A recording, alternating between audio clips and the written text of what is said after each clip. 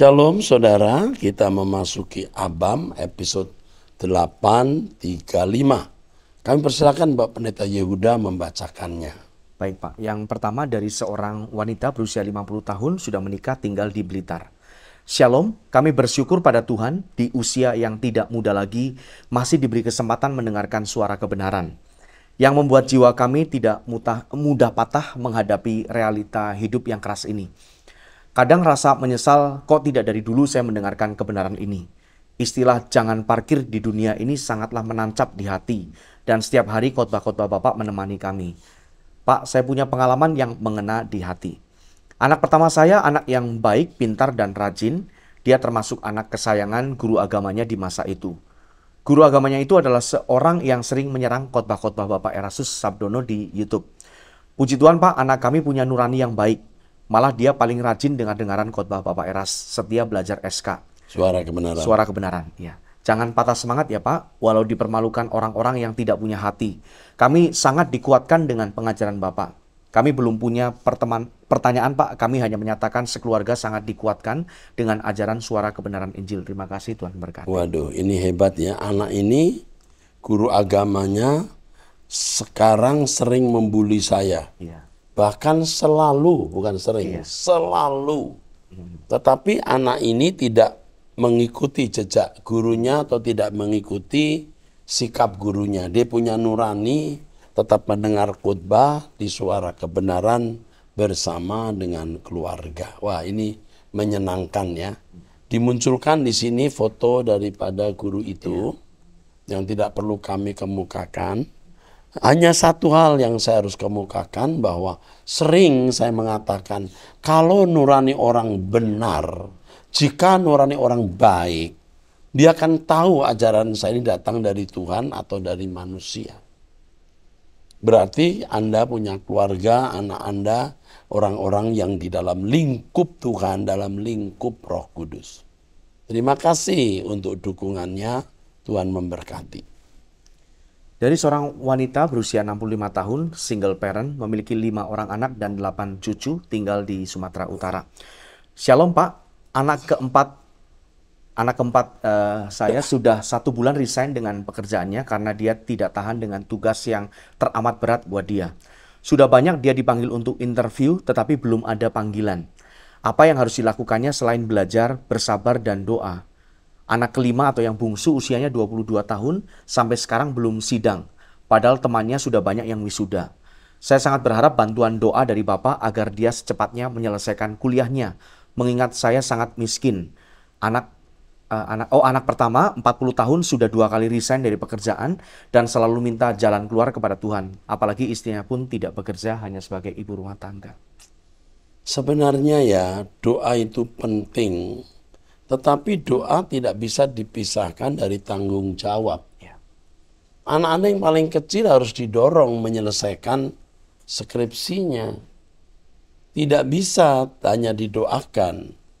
Di sini kiranya ibu diberi Tuhan hikmat untuk berbicara kepada anak ibu guna menyelesaikan studinya. Dengan hikmat berbicara, tahu bagaimana menyampaikan, di mana, kapan. Bahwa di pertemuan khusus jangan sambil lalu. Misalnya Anda berkata, nak, mama mau ketemu kamu. Lalu bicarakan itu. Jangan sambil lalu. Lalu mengenai anak pertama, kalau belum dapat pekerjaan, coba dia dan istrinya memikirkan wira swasta. Apa saja yang bisa mendatangkan uang. Jangan bergantung mendapatkan pekerjaan. Ya, sementara itu ya terus mencari pekerjaan atau mencari lowongan, tetapi harus punya usaha sendiri, wira swasta misalnya. Mau jualan gado-gado, mau jualan mie ayam, terserah. Mau jualan nasi goreng, jangan main-main. Ya, dagang-dagang seperti ini bisa menghidupkan roda keluarga. Oke. Dari seorang wanita sudah menikah. Shalom Pak Erastus dan tim doa. Pak, tolong doakan 2 mantu saya yang selalu kurang ajar. Bahkan saya diabaikan. Padahal Pak, saya tidak pernah ikut campur dalam segala hal di rumah tangga mereka. Saya sudah tidak bersuami dan yang menopang hidup saya adalah 2 anak laki-laki saya. Menantunya tadi perempuan semua. Ya. Pak. Akan tetapi mantu-mantu saya ini tidak suka jika anak saya memberikan uang kepada saya. Salah satu anaknya bercerita kepada penanya ini bahwa istrinya seringkali berbicara kasar dengan dia. Saya harus bagaimana untuk mengatasi 2 menantu saya ini, Pak, dan Bapak dan tim doa. Padahal saya ingin sekali hidup dalam kedamaian dan bisa berkumpul bersama cucu-cucu. Akan tetapi semuanya hanya angan-angan saya yang tidak bisa terwujud. Terima kasih Pak dan tim doa sebelumnya saya ucapkan. Yang pertama, jangan mimpi seperti itu. Jangan mimpi apa-apa. Mimpikan pulang ke rumah Bapak, bertemu Tuhan Yesus di langit baru, bumi baru. Kalau Anda mimpi rumah tangga tidak ada masalah, cucu-cucu datang, menantu hormat, you akan stres. Jangan mimpikan itu. Supaya Anda juga tidak menuntut apa-apa dari menantu dan anak. Nah, mempunyai menantu seperti ini, jangan bersikap kasar atau membuat batas. Limpahkan kasih yang tulus kepada menantu seperti kasihmu kepada anak kandung. Diberi uang terima kasih, tidak diberi uang tidak usah menuntut. Tidak usah meminta. Buktikan bahwa Tuhan akan memelihara Anda dengan cara Tuhan yang ajaib. Selamat berjuang dan menjadi berkat bagi anak-anak, khususnya bagi mantu-mantu yang kurang tahu diri. Oke, teruskan. Sebentar. Mantu sampai tidak suka itu pasti ada sebabnya. Jadi bukan tidak mungkin, Anda pun mungkin cerewet, ya, atau mengucapkan kata-kata yang menurut Anda tidak mengatur, tapi dari penilaian dia Anda mengatur. Jadi yang Anda lakukan jangan bicara apa-apa lagi deh, nanti salah tafsir. Oke. Berikutnya dari seorang wanita berusia 45 tahun, menikah tinggal di Sulawesi. Shalom Pak Pendeta, belum lama ini suami saya mengaku kepada saya bahwa dia berselingkuh. Saya kaget karena tidak pernah terpikirkan kalau dia berbuat itu kepada saya. Terus dia tidak mau minta maaf dan tidak menyesali perbuatannya. Saya sebagai istri hanya bisa memberikan pengampunan dan terus mendoakan dia. Waktu dia belum mengaku, sifatnya sangat baik. Tetapi saat dia sudah mengaku, tiba-tiba sifat dan karakternya berubah 180 derajat, malah menyalahkan Tuhan. Pertanyaan saya, buat apa dia mengakui perbuatannya kalau tidak mau bertobat? Terus apakah di saat dia mengaku itu adalah dari Roh Kudus yang menggerakkan atau bukan? Terima kasih Pak, Tuhan Yesus memberkati, dan tolong juga dukung dalam doa agar suami saya dijamah hatinya oleh Roh Kudus. Dia mengaku hanya untuk menyakiti, tapi satu tidak minta maaf, makan menyalahkan Tuhan. Ini sakit. Jiwa suamimu sakit. Menghadapi orang sakit, kamu harus bersikap seperti suster menghadapi pasien. Dia orang sakit. Yang pertama, kamu mengampuni kesalahannya dan jangan mengungkit-ungkit. Yang kedua, kamu banyak diam dan mengalah. Yang ketiga, jangan lupa berdoa bersama kami, mendengarkan khotbah-khotbah dari Truth ID. Kamu dapat kekuatan dan hikmat Tuhan mengatasi keadaan ini. Ini keadaan berat, tapi kamu bisa menyelesaikannya. Amin. Dari seorang wanita berusia 37 tahun, menikah, memiliki 3 orang anak, tinggal di Medan. Sebentar, ini panjang sekali. Oh ya. Ini panjang sekali. Ini mungkin dilayani pribadi kali, Nak. Oke, terus. Ya, baik. Selanjutnya Pak, dari seorang pria berusia 41 tahun, menikah, tinggal di Tangerang. Menikah tinggal di mana? Tinggalnya di Tangerang, Pak. Tangerang, oke. Shalom Pak Erastus. Ya, shalom. Pak, bagaimana ya kita mengetahui kita sedang di posisi yang berkenan di mata Tuhan? Karena sepertinya Tuhan seakan-akan cuek dengan apa yang saya gumulkan. Tapi saya bertekad terus mengejar sampai Tuhan mengizinkan saya menyentuh hadirat Bapa. Amin. Kondisi sekarang ini saya sangat stres berat, sampai-sampai saat tidur serangan stres itu datang. Rasa khawatir sangat hebat yang saya rasakan itu saya lawan dengan memperkarakan firman Tuhan dan berdoa. Antara kebutuhan hidup dan menginginkan Tuhan lebih dari apapun. Saya sudah lelah melakukan ini itu untuk menghidupi keluarga. Lelah karena tidak ada pekerjaan dan penghasilan yang tetap setiap bulannya. Sampai saya putus asa, saya bilang ke Tuhan, kalau memang kami, dalam kurung saya dan anak istri, mati, karena himpitan ekonomi itu menyenangkan hati Tuhan, biarlah itu terjadi. Saya khawatir tentang kebutuhan hidup, tapi entah kenapa saya lebih khawatir tentang kondisi yang akan saya alami di kekekalan Itu nanti. bagus. You harus lebih khawatir tentang keadaan kekekalanmu. Tuhan mengizinkan keadaan sulit ini sebenarnya menghalangi, mencegah Anda berbuat dosa. Percayalah yang saya katakan. Mendengarkan khotbah Bapak yang diupload di YouTube tanggal 5 November 2023 tentang menyentuh Tuhan sangat membantu saya, baik secara psikis maupun roh saya. Meskipun saat ini saya belum memahami khotbah Bapak mengenai logos atau hal doktrinal yang dipergunjingkan banyak orang, tidak mengurangi antusias saya untuk tetap mendownload khotbah-khotbah Bapak yang menghancurkan manusia lama saya dan membangun manusia roh saya. Jika berkenan, tolong doakan saya, Pak. Tuhan memberkati Bapak dan semua yang mendukung pelayanan Bapak. Terima kasih. Tuhan memberkati pria ini. Tuhan meloloskan dia dari masalah-masalah ekonomi dan ikatan dosa. Tolonglah Bapak, aku berdoa dalam nama Yesus Kristus. Amin. Berikutnya dari seorang pria berusia 33 tahun, berpacaran, tinggal di Jakarta. Shalom Om Eras, di sini saya tergerak ingin membantu kekasih hati saya dan orang tuanya untuk mendapatkan pelayanan doa pelepasan. Karena saya tahu masa lalu kekasih hati saya sebelum bersama saya membuatnya frustasi dan memiliki kepahitan. Hingga akhirnya kekasih hati saya terbelenggu kuasa gelap yang membuat dirinya gampang emosi dan tidak mudah berpikir jernih untuk membuat suatu keputusan. Bawaannya jadi selalu negative thinking dan selalu mengungkit masa lalu yang membuatnya kepahitan. Karena dulu mantannya sempat memberikan minuman yang berisikan mantra-mantra, memperlakukannya dengan kasar, hingga kekasih hati saya mata batinnya pun terbuka dan dapat melihat hal-hal gaib. Saya sempat memberitahunya bahwa jika semua hal tersebut tidak dilepaskan, hidupnya akan terus kehilangan arah. Namun ia sempat takut jika saat pelepasan akan terjadi hal-hal yang tidak diinginkan.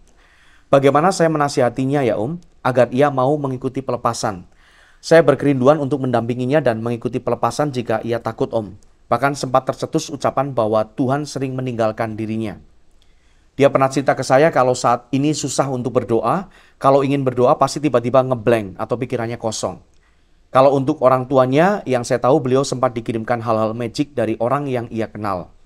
Beliau pun sebenarnya tahu kalau ada yang aneh pada dirinya, hingga akhirnya beliau pun mudah emosian, selalu berprasangka buruk dengan orang lain yang mungkin memiliki niat baik. Di sini saya berkerinduan ingin membantu kekasih hati saya agar bisa pulih Om. Agar kekasih hati saya dan orang tuanya dapat kembali merasakan kasih Bapa dan mau berdamai dengan masa lalunya dengan ikhlas. Saya percaya Allah Bapa tidak meninggalkan mereka dan kehidupan mereka pun akan dipulihkan. Mohon petunjuknya ya Om, apa yang harus saya lakukan agar orang yang saya sayangi bisa mendapatkan pelayanan doa pelepasan dan hidupnya pun dapat diubahkan oleh Bapa di sorga. Apakah pelayanan doa pelepasan sendiri dapat dilakukan secara privat di gereja atau harus saat ibadah dengan jemaat yang lainnya? Terima kasih Tuhan Yesus. Biasanya doa pelepasan tidak digabung dengan jemaat, dia masuk ruangan untuk didoakan. Kami punya pendoa pelepasan selain saya, ada Ibu Lani dan ibu-ibu lain. Tapi jika ini memang sangat darurat, nanti akan dihubungi staf kami. Mau didoakan kapan? Ya, pasti kami doakan. Kami sangat peduli. Jika bisa, ajak ini orang tuanya juga hadir. Jadi jangan hanya dia dan kamu, orang tuanya pun dihadirkan. Ya, oke, saya kira cukup itu. Teruskan. Dari seorang wanita berusia 50 tahun. Shalom Pak Eras. Sebelumnya saya ingin menceritakan kepada Pak Eras tentang tempat ibadah saya yang dulu. Sejak lahir saya beribadah di gereja, salah satu gereja. Selama itu ibadah di gereja saya biasa-biasa saja seperti gereja umumnya. Tapi sejak 1995 ibadah di gereja saya mulai berbeda. Seakan-akan ada Tuhan yang berhadirat. Ada nubuatan, ada penglihatan, dan yang dipakai nubuatan dan penglihatan adalah ibu gembalanya. Dan selama itu kita mengira bahwa ini pekerjaan Roh Kudus. Sampai tahun 2021 akhirnya terbuka bahwa selama ini pendeta saya melakukan pelecehan seksual kepada beberapa anak muda. Pelayanan di gereja tempat saya dilayani oleh anaknya. Akhirnya saya bicarakan kalau seperti ini masa pekerjaan Roh Kudus. Akhirnya situasi di gereja saya terjadi permusuhan antara yang membela anak pendeta tersebut dengan kita. Akhirnya tahun 2022 saya keluar dari gereja tersebut dan pindah ke sinode lain. Tapi di gereja yang baru ini sebetulnya tidak mantap. karena yang disampaikan teologi kemakmuran. Dan semenjak tahun 2022 bulan Maret, saya mendengarkan khotbah Pak Eras dan saya mendapatkan tuntunan, bimbingan, pegangan dalam menumbuhkan iman saya. Yang ingin saya tanyakan, apakah benar sikap saya keluar dari gereja saya yang dulu, Pak? Soal benar atau tidak sudah tidak bisa dibicarakan sekarang karena Anda sudah keluar. Yang penting sekarang bagaimana saudara menata hari esok. Ke gereja yang kemakmuran juga akan membunuh iman murni kepada Kristus. Ya, lebih baik tidak ada di gereja itu, yang kemakmuran itu. Terus bagaimana saya harus bersikap di gereja saya yang sekarang, Pak? Kalau harus pindah, saya takut nggak cocok lagi. Sebetulnya masih banyak yang ingin saya tanyakan, tapi saya malu, Pak, karena ini sudah terlalu panjang. Jadi yang kamu lakukan sementara di gereja ini, jangan ambil bagian. Jangan aktif. Datanglah di kebaktian-kebaktian tertentu, tapi lebih banyak ikut online Truth ID, ya. Sampai suatu saat ya kamu akan bisa mengerti bahwa gereja yang mengajarkan teologi kemakmuran itu tidak menyelamatkan umat dalam arti yang sesungguhnya. Saya hanya ingin saya dan keluarga saya selamat sampai di langit baru, bumi baru. Ya, kalau begitu ya harus mendengar Truth ID. Ya, di mana tempat itu? Jangan disebut ya. Oke. Nanti kalau you butuh bantuan kami, you menghubungi kami secara khusus terus. Tentang gereja saya yang dulu mungkin Bapak sudah mengerti karena beberapa jemaat di gereja saya yang dulu sekarang ada di GSKI. Saya ikut senang dan bersyukur mereka sekarang ada di GSKI dalam kurung di tempat ibadah yang benar. Ya udah, yuk di tempat ikut saja dengan teman-teman itu. Tapi jangan mengharapkan pendetanya juga sempurna. Tapi paling tidak mengikuti garis ajaran saya. Terima kasih Pak Eras sudah berkenan membaca cerita saya. Saya akan terus mendengarkan khotbah Pak Eras dan berjuang hidup kudus dan suci. Dan mungkin di bumi saya tidak bisa beribadah di tempat Pak Eras, tapi saya yakin nanti beribadah bersama di langit baru, bumi baru. Amin. Ini kalimat yang indah sekali. Ya, ikutlah masuk dengan teman-teman di GSKI dan jika membutuhkan pelayanan pribadi, nanti hubungi kami ya. Kami tahu Anda di mana alamatnya. Teruskan. Berikutnya dari seorang mahasiswa berusia 23 tahun tinggal di Nusa Tenggara Timur NTT. Shalom Pak, bagaimana caranya mengekspresikan diri karena saya takut sekali bertemu dengan orang baru, khususnya di kampus. Terima kasih, Tuhan Yesus memberkati. Ya, kamu harus mengerti bahwa kamu belajar menerima dirimu sebagaimana adanya. Jangan takut dijolimi, juga jangan puas dihormati. Dirimu sendiri memiliki kemandirian. Jangan hidupmu ditentukan oleh sikap orang. Orang boleh menghargai, juga boleh tidak. Yang penting kamu tetap memiliki dirimu sendiri. Ingat ini. Dan yang kedua, apapun keadaan kamu berharga di mata Tuhan. Ya, kamu berharga di mata Tuhan. Percaya ini. Ikut khotbah Om Eras supaya bangunan berpikirmu benar, nak. Dari seorang wanita berusia 45 tahun, sudah menikah, tinggal di Sulawesi Tenggara. Shalom Bapak Erastus, Bapak rohaniku yang baik.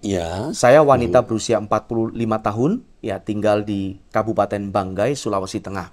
Saya bekerja sebagai PNS dan bidan di, ini PKM apa ya. Saya telah menikah dan memiliki satu anak laki-laki berusia 15 tahun. Saya sangat berterima kasih atas pengajaran Bapak. Selama 3 tahun terakhir, saya selalu mendengar pengajaran Bapak tentang bagaimana menjalani hidup ini dengan tidak memilih dunia dan hanya Tuhan sebagai prioritas utama. Saya sangat bersyukur bahwa saat ini melalui teknologi saya bisa mengakses pengajaran Bapak melalui YouTube. Saya tidak ingin mendengarkan pengkhotbah lain. Bahkan pendeta di gereja tertentu, saya hanya membandingkannya dengan pengajaran Bapak. Memang berbeda. Mereka hanya mengajarkan jemaat untuk menjadi baik, bukan sempurna untuk masuk dalam kerajaan surga. Maaf jika ceritanya agak panjang, Pak. Ketika saya mengenal Bapak, saya bisa berubah. Lebih sabar, lebih banyak diam menghadapi suami, saudara kandung yang kadang-kadang pemarah dan mudah tersinggung, dan lain-lain. Saya memiliki ibu yang sudah menjanda dan berusia 78 tahun. Pada tahun 2019 ayah saya meninggal. Ibu saya hobi membaca dan ia tinggal kadang-kadang di rumah saya dan kadang-kadang dengan saudara kandung saya. Saya ingin bertanya, apakah ada buku dari pengajaran Bapak yang bisa saya dapatkan sebagai hadiah untuk ibu saya untuk dibaca dalam masa tuanya? Apakah buku-buku Bapak bisa saya dapatkan secara online? Ya. Terima kasih Pak, I love you, tetap semangat Pak, biarlah orang lain mengatakan Anda sesat. Pengajaran Bapak adalah yang benar karena bisa mengubah orang lain. Oke, jadi ibu ini tolong dikirimi buku saya nak, terutama buku-buku yang baru ya. Tapi jangan buku doktrin dulu kali. Ya buku doktrin juga boleh, buku biasa.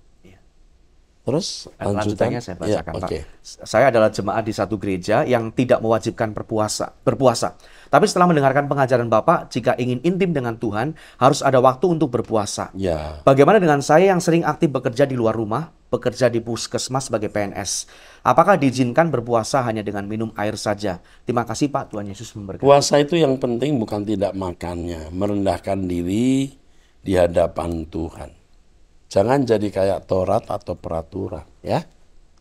Oke, saya kira itu. Yang penting hidup suci, taati firman Tuhan. Dari seorang wanita berusia 20 tahun tinggal di Jakarta. Shalom, menurut firman, apakah saudara atau saudari kita yang telah meninggal dan bersama Tuhan di sorga dapat tetap menyaksikan apa yang terjadi di dunia? Termasuk kita, saudara-saudari terkasih mereka yang masih hidup beserta apa yang kita pikirkan dan rasakan ya. Pasti dia tidak tahu apa yang kita pikirkan dan rasakan karena orang siapapun tidak maha tahu. Tetapi apakah bisa menyaksikan kita di sini? Sebaiknya itu tidak boleh dipersoalkan karena kalau kita tahu tidak menambah iman, tidak tahu tidak mengurangi iman. Saya lebih cenderung mengatakan tidak perlu tahu dan mungkin juga memang tidak tahu. Dari seorang wanita berusia 45 tahun sudah menikah tinggal di Malaysia. Ya. Shalom Pak Eras yang saya hormati, saya selalu setia mengikuti pengajaran-pengajaran Bapak melalui media sosial. Pengetahuan dan pertumbuhan rohani saya amat bertumbuh sejak terus diungkapkan kebenaran-kebenaran dari pengajaran Bapak. Ya. Ironisnya saya merasa gereja tempat di mana saya beribadah dan melayani justru saya rasakan semakin mundur ke belakang. Banyak penyimpangan-penyimpangan dari khotbah-khotbah dan cara hidup pemimpin di sana. Bahkan begitu tahu saya mengikuti pengajaran Pak Eras dan saya pribadi salut akan buah dari pelayanan dan kehidupan Pak Eras, gembala saya bukan main amat marah kepada saya. Dia berkata Pak Eras sesat dan sebagainya dan sebagainya. Saya tahu Pak, tidak semua orang mau membuka mata hati, akal budi dan pengertian untuk dapat menerima dan menelaah ajaran-ajaran Bapak yang murni dan benar sesuai firman Tuhan. Doakan saya terus setia mengikut Tuhan ya Pak. Dan saya juga sudah mengambil keputusan untuk tidak mau mengikuti yang katanya pemimpin, tetapi tidak memberikan teladan hidup serta memperhatikan keadaan rohani jemaatnya. Maju terus Pak Eras, terima kasih atas segala pengajaran dan jerih lelah Bapak di ladang Tuhan. Tuhan Yesus memberkati.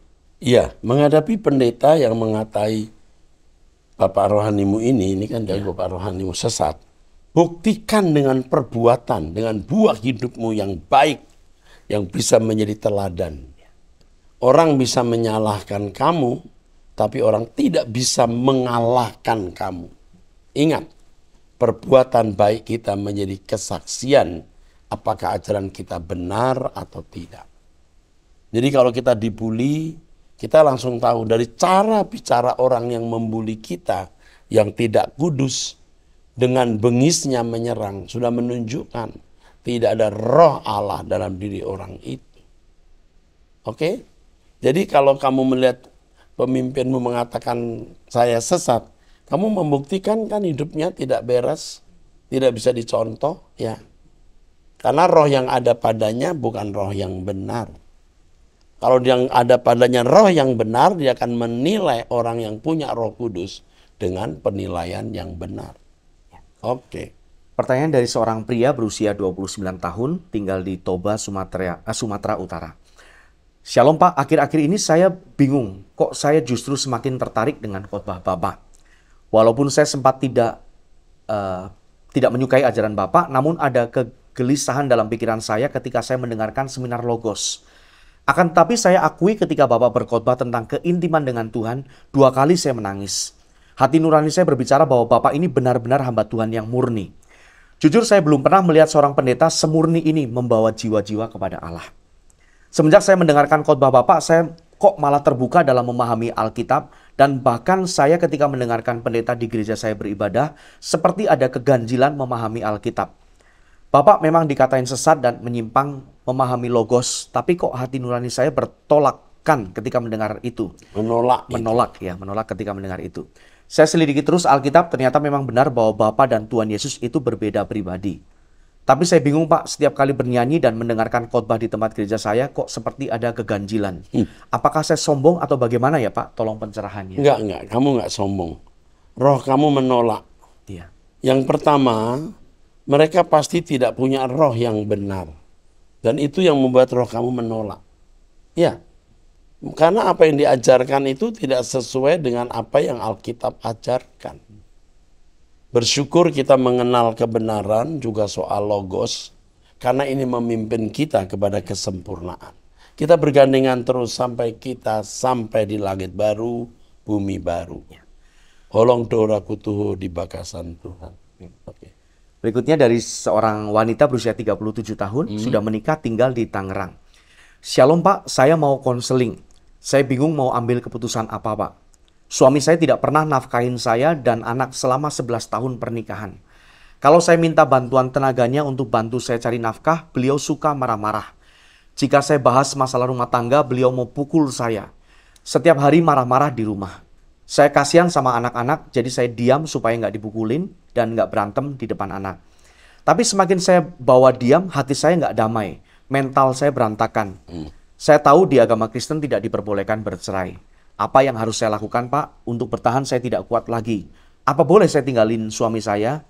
Apakah saya harus bertahan di KDRT padahal saya harus tetap sehat dan kuat supaya bisa menafkahi anak-anak saya? Ini kasus khusus ya? Iya. Kasus khusus ini harus dikonseling, nak.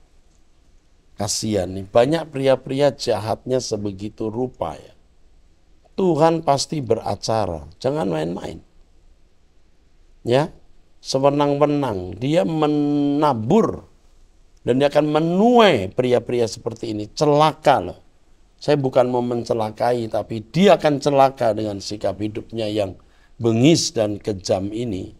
Ya, oke, Tuhan memberkati. Sampai di sini episode kita 835. Kita akan masuk di episode yang akan datang 836. Tuhan memberkati.